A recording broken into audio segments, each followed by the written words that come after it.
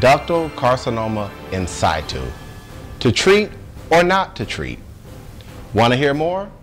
Stay tuned. Hello, I'm Maryland medical malpractice attorney Marcus Boston, and I want to talk with you today about DCIS. Now, if you've been doing your research on breast cancer or you are suffering from DCIS, you know that breast cancers are broken down into stages from 0 to 4, and that most doctors use the T&M method to help with staging of breast cancer. Now, the T stands for, it deals with the tumor aspect of the cancer. The N deals with the nodes, lymph nodes, and the M is just whether the cancer has metastasized or spread into other areas of the body. Now, DCIS is what we're going to talk about today because there seems to be some debate in the medical community as to should you treat it if you've been diagnosed with DCIS, or should you just kind of take the wait and see approach? Well, for those who have been diagnosed with it, you know that DCIS is a form of breast cancer that is contained in one area. It is not invasive yet. It's just in one spot. It has not moved on to other areas of the body. Now, my personal thoughts on DCIS is that it's still a type of cancer, and you have to make sure that you talk it over with your doctor. You've got to make sure that you understand what you are looking at.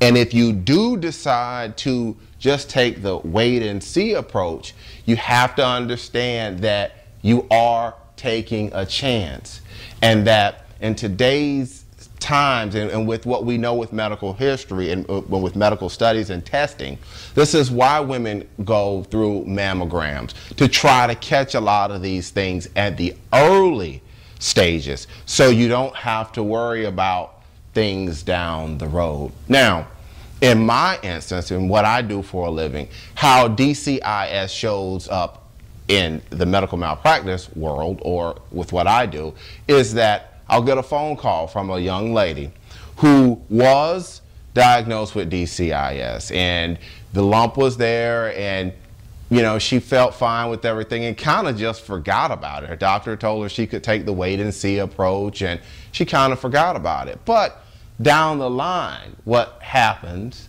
is that then this cancer that was at one time contained to one area has now moved on. It's now stage 2. It's now stage 3. So the reason why I'm shooting this video today is to let you know, and I spoke about it earlier, you have to get on board with your multidisciplinary team when it comes to these types of situations. You've got to ask them the hard questions. What type of cancer is it? What can I do to help increase my chance of recovery?